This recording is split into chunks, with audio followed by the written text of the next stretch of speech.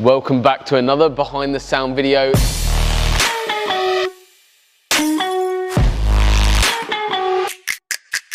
Today is the final episode on the Audi R8. Today's video is all about showing you guys exactly what goes on behind the scenes, but also in today's video talking you around the actual finished product, what happened on the whole install, problems that we encountered, but also how the system actually looks and feels. So there's been an immense amount of work gone into actually the build on this occasion. This all started off via an audio consultation where the customer came by, met with me, and I actually went through everything step by step. We designed specs and then have carried out the installation to the highest possible standards. So inside the vehicle, customer was after a very stock look, but also adding in a whole heap of features down live directly on a new head unit, but also our custom fascia panel, but also wanted to upgrade the sound again with a stock look, but wanted a little bit more bass, and we've achieved exactly that. What we've done inside the vehicle is we've gone for a stock look inside this door. Basically what we've done is done a lot of work inside here. So inside this door, basically what we've actually done is fully acoustically soundproof this door. What that basically means is it's using a product called skins. So basically it's a 3mm layer that gets applied inside the door, kind of in 3 layers. So the back of this panel here, there's like a central layer inside the door that also gets treated, and then the actual back of the card here. In terms of what that actually does is it actually does 3 key things. So it reduces your rattles and resonations that you're getting from factory door cards, also gets rid of some of that horrible road noise that nobody kind of wants, but also builds a far better environment for the new sound system to work in. So it's all been treated inside here. Car came into us with the Bang & Olufsen system, so what we've done is fully remove that system. So the car comes in with a center speaker, tweeter, mid-range, mid-woofer, and then and an amplifier which is between the seats. What we've done is upgraded the tweeter in a stock location with the Audison Voce AV 1.1. So that's gone into a stock location. We've actually left the speaker in, however disconnected it, which is the 3-inch mid in here. And then we've upgraded the 6.5-inch driver in here with the Audison Voce set. So basically we've got a 2-way front end now. So we've got a tweeter and a 6.5-inch driver. The reason why we've left that in and not actually change that at all is one of the things down to cost and budget constraints, but also sonically putting in an aftermarket set does sound a lot better, and the frequency responses that we can configure make this sound a hell of a lot better anyway. Yes, in an ideal world we'd want a mid-range in there, however on this occasion we spec'd it slightly differently, and this is all down to the actual audio consultation that we go through, and we go through everything step by step, and we tailor every system to each customer, so we can literally change everything around completely. In terms of what we've also done inside the vehicle is basically done everything to first of all a very, very high standard in terms of running cable alongside manufacturer wiring, but also reutilizing and not damaging any parts. So the actual connectors, for instance, for each speaker are retained. So when it wants to go back to stock, we can do. Our speaker rings don't modify the door at all. They can be removed and the factory speaker can go in its place. And also that factory plug can actually go in its place in the factory position too. So which is all very, very nice in terms of retaining originality of the car, and very, very important. That's basically in that door. In terms of if the camera could pop around the other side, what we're going to be doing is showing you actually the radio inside the vehicle itself. So just going to jump in. So what we've got in here is our custom Audi R8 fascia. So I'm going to be turning on the car and basically going through a little bit more about the actual features and stuff like this on the actual radio itself. So in here, cosmetically, a very stock look. All the speakers are behind a factory grille in the front end, so we've got 2-way what's called fully active front end. The other thing that we've also done is customer didn't want wanted as a stock look, so we've gone kind of an extra mile in terms of any radio install. It does require a separate microphone. However, you normally see them clipped over the top, which is still a good solution, and we do that depending on the vehicle, depending on budget. However, we wanted to go that one step further, so we've actually flushed the mic in to this top panel here, so there's literally nothing on the windscreen whatsoever, which is really, really nice.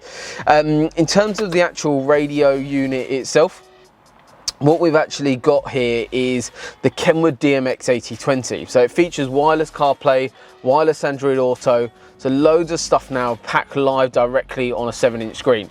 What looks absolutely fantastic is the R8 fascia that we've designed and built. So it's a completely built, completely in-house. So we've got the actual flushed in Audi R8 logo in here. We've also retained the factory reversing camera. The lines flickering are just the LED lights in here, so don't worry about that. Which is quite nice. You've got a separate camera button, but also when you engage reverse, it automatically comes up. So what I'm going to do is basically just connect up my phone, which again is really easy to do. So you just go into settings basically on here and go to Bluetooth, and we can add a new phone. So down here it will then come up with DMX8020, and it's found my phone there. So that's all set up now, and we've actually got fully wireless. So literally, I'm doing it right in front of you guys. That was how long it took. That's the initial setup done, and that's wireless CarPlay. So we've got all my Spotify integration, I've got all my phone calls here, I've got Google Maps, I've got Apple Maps, I've got Waze connectivity, literally all my music live directly, literally right in front of me now. Makes a massive difference to the stock Audi R8 head unit. We've got volume control here, but also we've managed to retain the volume up and down on the steering wheel, plus also the seek button on the steering wheel as well. But you've also got the option on this vehicle to add in digital radio. On this occasion we haven't added a separate antenna, so digital radio functionality doesn't work, but we've got FM and we've got the ability to stream DAB stations through our phone because we didn't want anything on the windscreen at all. But overall, loads of functionality, and it also has wireless Android Auto for those of you who are Android users, but massive difference in terms of functionality. Another thing that I wanted to talk to you about is actually kind of the build process on this Audi R8 fascia. Over the years working on these vehicles, it's been something that I've always wanted to achieve, this exact look. I always had this image in my head that that's exactly, if I own this car, that's exactly how I'd want it installed. And it's one of those things with everything we do, step by step, from day-to-day basis, any car that we work on, I always try to, first of all, product-wise, only fit equipment that I would actually put into my own car, and that's kind of a rule I've always had from day one, but also want it to look how I'd want it to look. And this is literally inch perfect. If I own this car, this is exactly how I'd kind of spec it. Really nice setup overall with this radio fascia. It looks kind of stock. The finish is absolutely sublime. It fits in there so perfectly. It's also reversible as well, so literally this whole unit can come back to stock as well, which is really nice as well. I've managed to retain certain elements like the steering wheel controls and things like that, which is a big key important part for me, especially when you're driving at any speed. It's so nice to have the control live directly on your steering wheel for your volume up and down and things, just basic functionality. And this is literally a really nice solution that we've gone for now. The other thing that we've also done on the vehicle is added in a sub. So we've done that in a completely bespoke way. We've actually added in the Audison Prima 8-inch sub. Again, this has taken a lot of work to get to this level. What we've done, which is quite cool, is actually retain this whole new piece. Is actually a new piece, however it looks very stock. So inside this area here, this is actually the factory pocket. What we've done is modified that, but in a way that actually doesn't damage the vehicle whatsoever. Even that pocket behind the scenes is not damaged at all. Even though we've added a blanking plate in, we've also added an actual sub remote in there as well. Basically on these vehicles, because the pre-out on a lot of aftermarket head units now, what they claim to achieve is like a 4-volt pre-out, aren't actually sometimes a 4-volt pre-out. What we sometimes do is, depending on the vehicle, depending on the system, we'll actually take high level, even though they've got a pre-out for like a sub output. So you don't have sub control on this occasion on this head unit. We've gone for a separate sub remote. That's because we're using high level rather than the pre-out from this unit into an amplifier. The amplifier is hidden away in a stock location, and that's actually gone in the same place of the Bang & Olufsen amplifier on the behind the passenger seat. That's all installed again to the highest possible standard. Cable runs run alongside manufacturer wiring. In terms of what we've done there is basically added in the sub remote, and that's a pocket that utilises basically the factory position, which is really nice. But we've also got the 8-inch sub.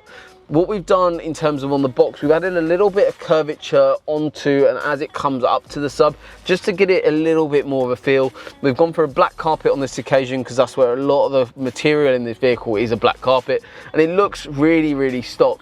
It's a really nice way of adding in bass into the vehicle. It's not too overwhelming, however it gives you that punch that you kind of miss from a car like this. It gives you that depth, it gives you a really, really nice sound stage in the vehicle. The reason why, obviously, on a lot of these cars, sub positioning is quite an important factor. We can go sometimes in footwell, sometimes go behind the seat, between the seats. It is a little bit limiting. We've got to remember, guys, this is a supercar, so there is a little bit limiting in terms of what we can do. Bass does need space. Reason for that is bass is all down to what's called excursion of a cone. How much a cone is moving up and down. Basically, that's the reason why it needs space. So you might see people with these massive 12, 15-inch subs kind of on the market or installed in their vehicle, and yes, they've got massive output. However, the reason why that is because the size of the cone has a larger excursion point generally, so it can move further up and down, creating more waves, sound waves, creating more bass. 8-inch sub, it's more compact. It's designed as a very, very small design box. It's designed to be nice and punchy, but also fill a cabin this sort of size. So we use these a lot. I've literally got a Lamborghini Aventador having the same sub.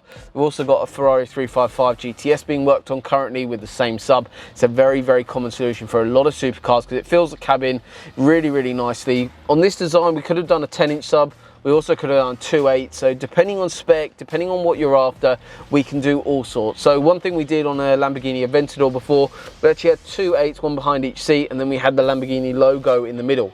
We could do something like that, and this is all decided on the audio consultation. So when you look into the vehicle, all you'd see, for instance, is an Audi R8 logo or something like that in the middle, or the Audi badge or something like that, just to set it off. And we can do all these sorts of things. That's all decided during the audio consultation. So there's loads of different options, and we configure everything to you, and we actually specialize in doing that. A consultation generally takes about half an hour to about 2 hours at a maximum, and I'll go through everything step by step with you.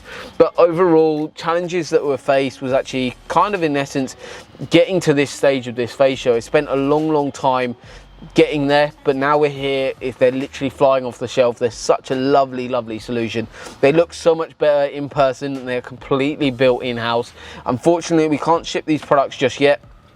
However, we are working on that, but if you want an install done, we can build them for you for your install.